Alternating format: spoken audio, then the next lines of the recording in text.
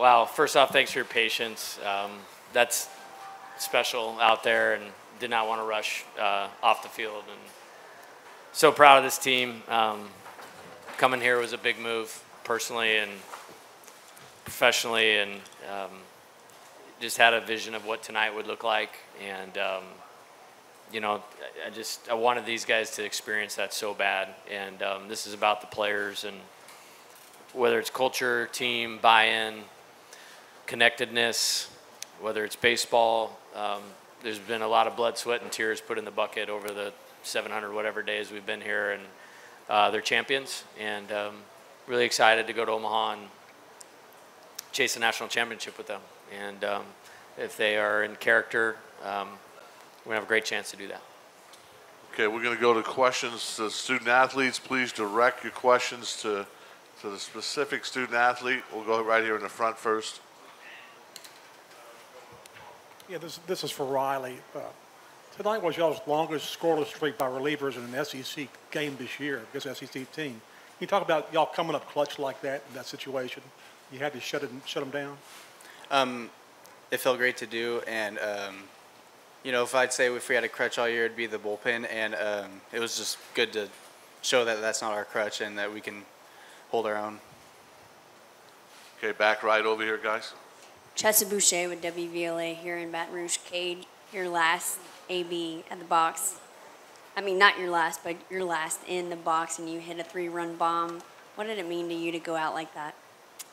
I mean, it means everything. You know, I was just so happy we won the game today, and you know, in that at bat, I was just trying to hit a fly ball to center field, and you know, ended up getting a good pitch over the heart of the plate, and you know, put a good swing on it, and you know, that gave us a lead, and that's what I was really excited about. You know, anytime you have momentum in postseason is huge, and it was on our side after that, and that's what I was really excited about. Okay, fall left over here, guys.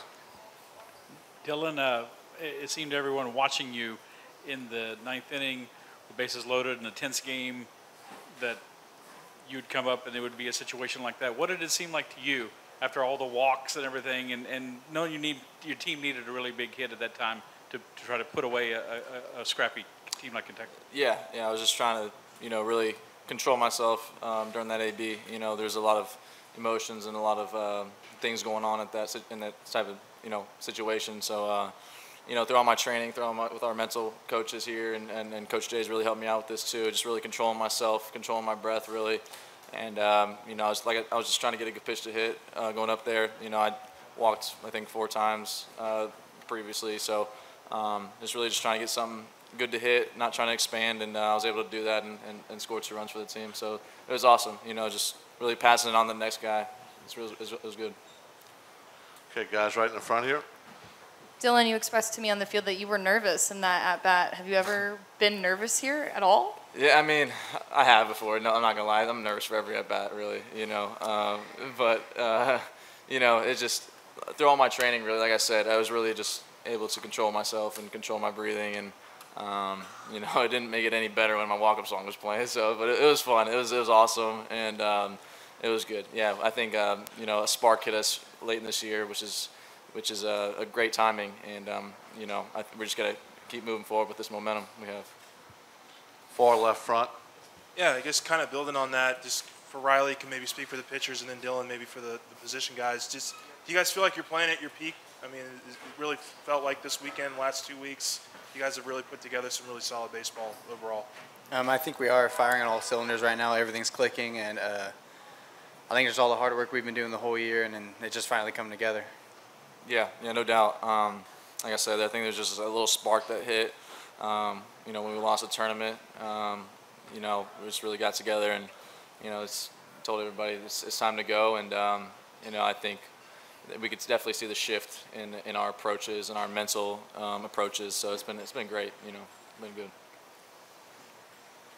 Dylan, I saw you shared like a really long embrace with Tommy White, who you barely even knew last year. Yeah. So can you talk about how your relationship with him and how that's morphed throughout the season? Yeah, I love Tommy, man. He's awesome. Just a great kid, you know, great kid. One of the best hitters I've ever seen in my entire life, you know, and to come here with all the expectations that he has and had, and to see what he's been doing here at LSU with all all the fans and all the expectations, like I said. But it's been awesome to see, and he's a guy next year, so we're just all three of us are going to pass the torch on to him, and yeah, I'm excited to see what he does in the future. Okay, again in the front. Yeah, Cade, your last home game, and you start the party with a home run. You talk about that hit. I think it was an 0-2 pitch. Yeah, it was an 0-2 heater right down the middle, and that guy was doing a really good job of sinking and running the ball away from lefties, and finally got one that I could stay behind and just put a good swing on. And I don't know what really happened after that. I'd be lying to you if I told you I remember. I kind of blacked out. So once I saw the ball go over the fence, I kind of just blacked out. Right here in the front, please. We need a mic right here in the blue. Dylan, when interviewing Skeens, he said that you were one of the reasons why he came to LSU. What are your thoughts on Paul and, just that statement? Yeah, he's the best pitcher I've ever seen in my life. To see what he's been doing here at LSU, it's been remarkable. I don't think that kid should be here. I think he should be pitching for a major league team right now. I've learned so much from that guy. Just a mental approach, how he carries himself every day. It's been awesome to play alongside of him, and I'm really excited and very proud of him, and just really looking forward to see what he does in the future. It's gonna be awesome for him. Riley, you came in as a transfer last year, and there were a bunch more transfers this year. What is it about this team that is able to make those transfers like you feel at home? I know for me, right when I got here, I felt welcomed and felt at home, and the others I'm sure feel that way too, and I think that's just what we're able to do, and help us win. Front left. Yeah, Riley, you're probably in a pretty unique position here, being one of the only guys who's made this trip and made it with Coach. Just, I guess, what do you tell the guys in the next couple of days about what to expect, and just from that experience you had a couple of years ago? It's still just baseball, 9 innings, and just a game at a time, and don't look too far ahead. Anything else for the student athletes? One more in the front here. Dylan, this entire season, your coach has had the mentality of one game at a time leading up to this moment right now. Do you say that that's what's gotten to this moment right here, right now? Yeah, for sure. That's been our motto since day one pitch at a time. When you think about it, really, it just kind of breaks down the game in the best way possible, really. You just control the strike zone, control, the offensive line in baseball. Good things will happen at the end of the day, and I think what we're doing right now is very, very good and very special, and we're going to carry it forward in Omaha. Okay, we don't have any other questions for the student athletes. We'll release those guys. You guys are free to go, and we'll open the questions for Coach Johnson. Right here in the front. Guys, y'all can leave or you can stay, whatever you want to do.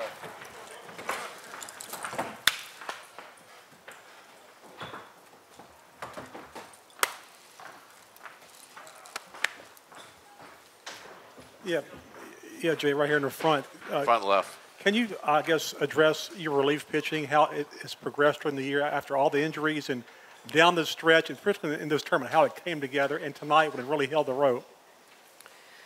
Yeah, I think, we definitely had some challenges with, Grant going down the Friday before the season with Chase and Garrett going down, and they were pitching as good as you could. They were two of the best relievers in the SEC through 3 weekends. We just kind of stayed at it. I think the Mississippi State Sunday game, that was tough. But if you look from that point forward, from that point forward, McNeese on Tuesday, Georgia series, the SEC tournament, regional, super regional, I'd say it's been a strength of this team. And I never really doubted the talent. I think, we just needed to help them get lined up a little bit better mentally. I think the two things that we really focused on were making sure that they were ready to get the first hitter out when they come in the game. Like, we're bringing you in to get that guy out to start with. And then when something goes wrong, just to be able to reset and get to the next pitch. And, the two guys that pitched tonight, they've pitched tonight because they're winners. It's no accident that big boy has been to Omaha twice, you know, and has pitched there and helped us get there twice. I mean, I think it's the second super regional win for him. And with Gavin, man, that dude he's something else. He has got it. And I was joking the other day, but like after the news with Westbrook, after we won the regional, popped his head in my office and said, "Hey, coach, it doesn't matter who's calling a pitch. I'm going to strike everybody out anyways. Have a good night. We'll see you tomorrow." And take some kind of confidence to do that. But those guys are special, and, you know, great performances all the way through for the bullpen down the stretch. Right here in the front, Coach. Coach, I'm sure you were asked this 2 years ago when you took this job, but with some perspective, how did President Tate and Coach and Athletic Director Woodward just sort of pitch this job to you, and just like what does it mean now to be in the College World Series 2 years after that? Yeah, it means a lot.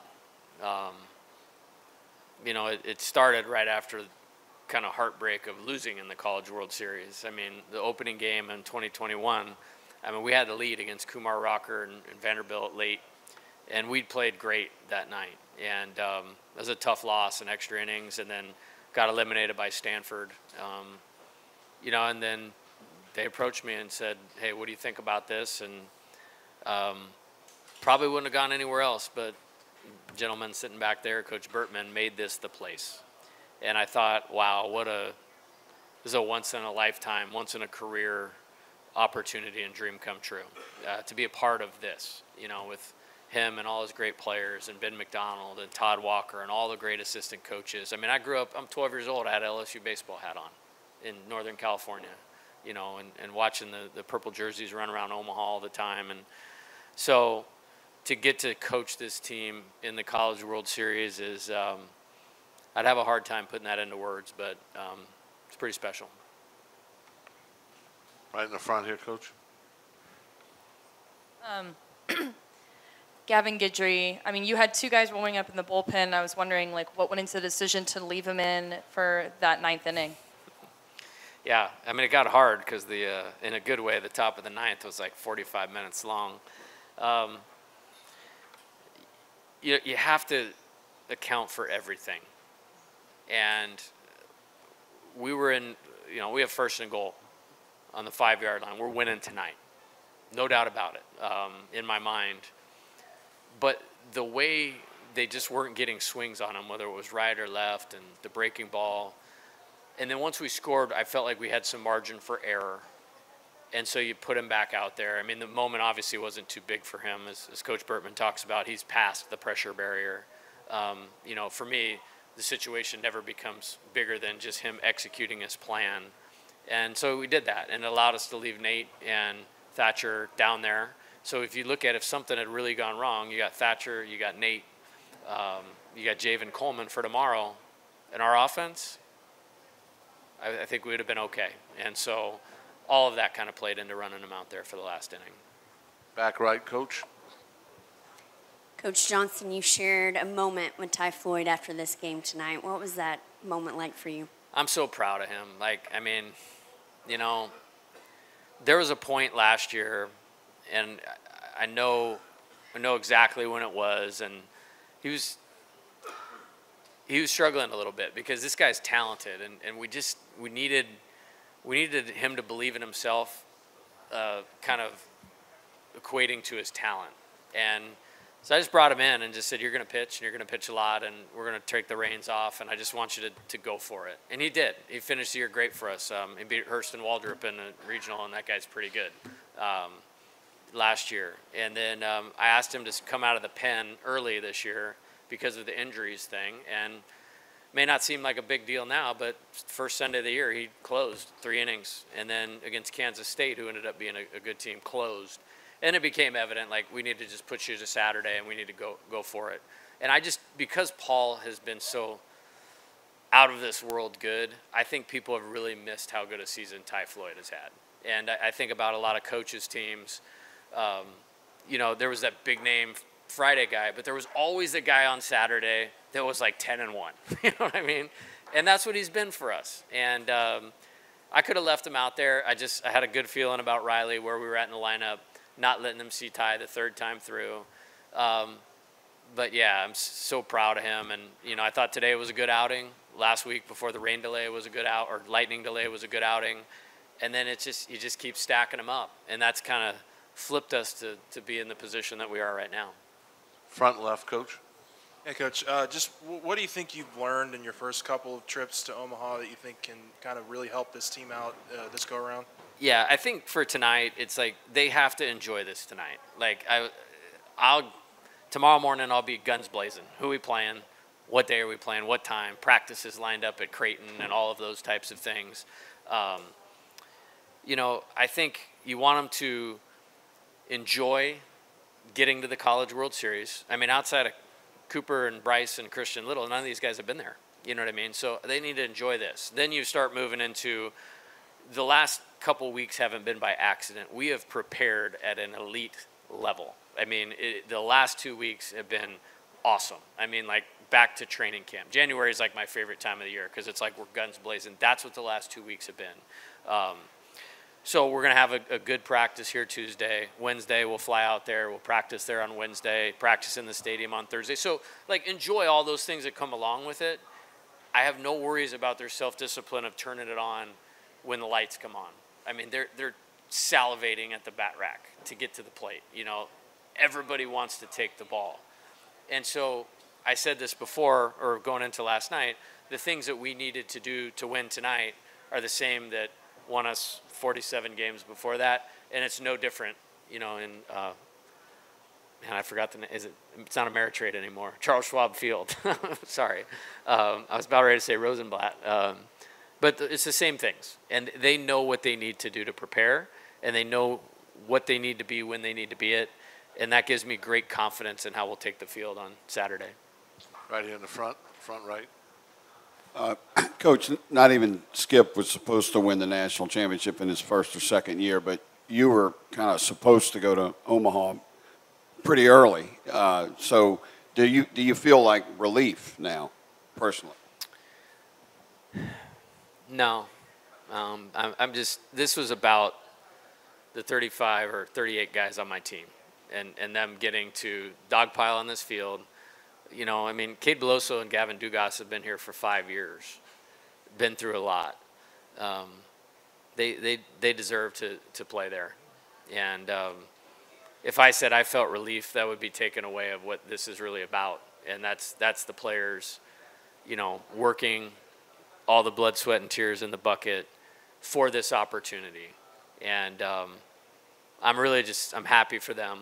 I'm happy for our program. I'm so honored to be here. Happy for the fans. I mean, talk about an unbelievable performance. And, you know, when Dylan hit the double,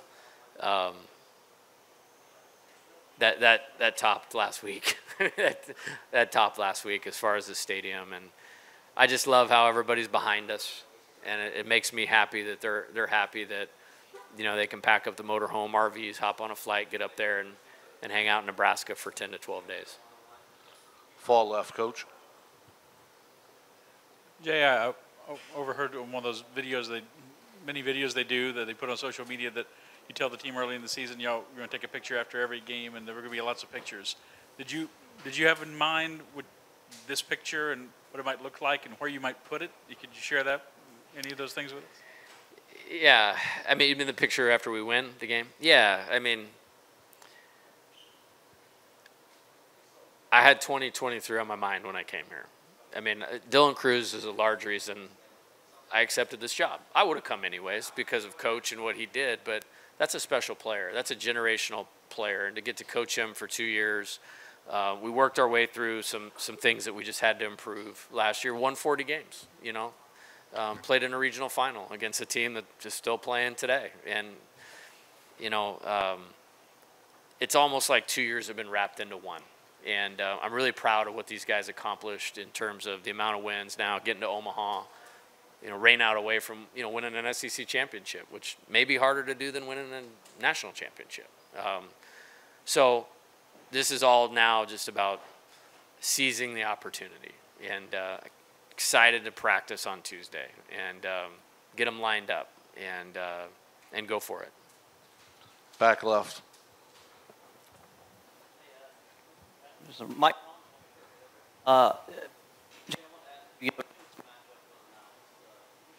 really stressed how much means to him, and I noticed after you guys won, a long conversation with him and an extended embrace.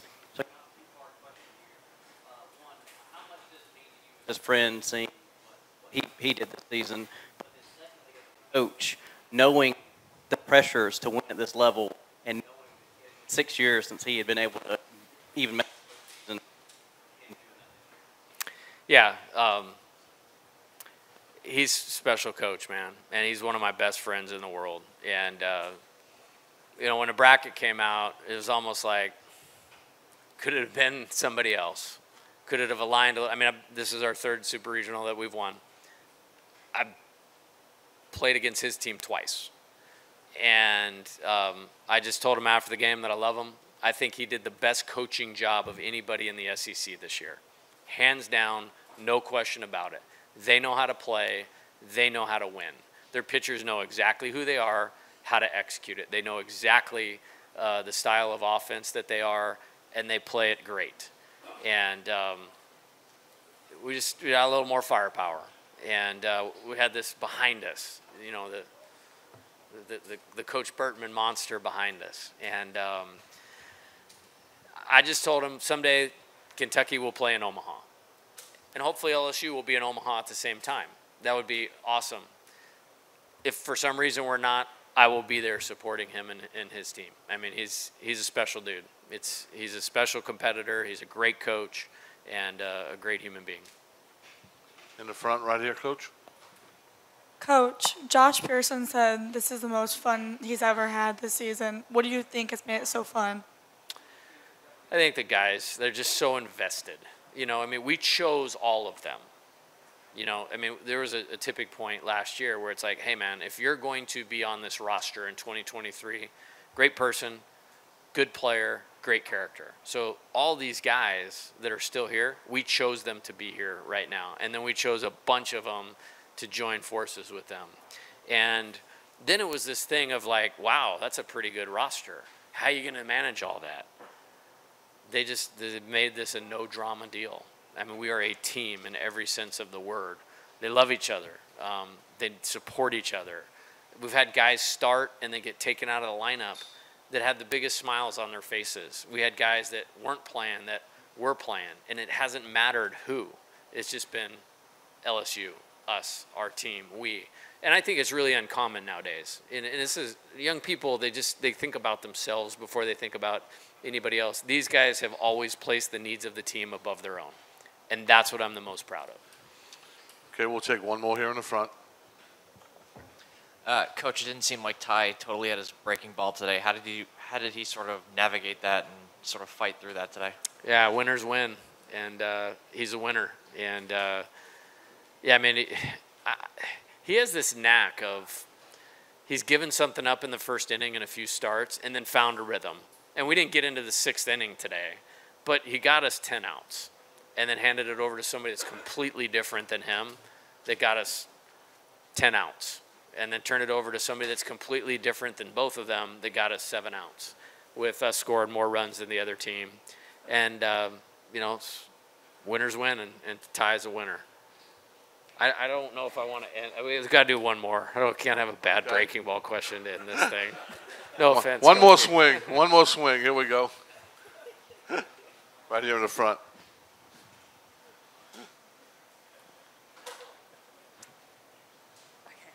I guess, what was your message to the guys going into the ninth inning? I mean, you still had a tight lead. So we don't have a bunch of signs or sayings up. There's a few. If you walk out of the hallway down into the dugout, I mean, the big one, it just says one pitch at a time. And what we've tried to do is get them to just master living in the moment. Everybody knew what was on the line today. But it feels so much better to accomplish it when you've invested everything the right way. And they're talented, so it's all going to come back to the play. And so just staying focused, being present, that's what makes them special. That's what makes talented guys play great quite a bit. That's a really good record right there against a hellacious schedule.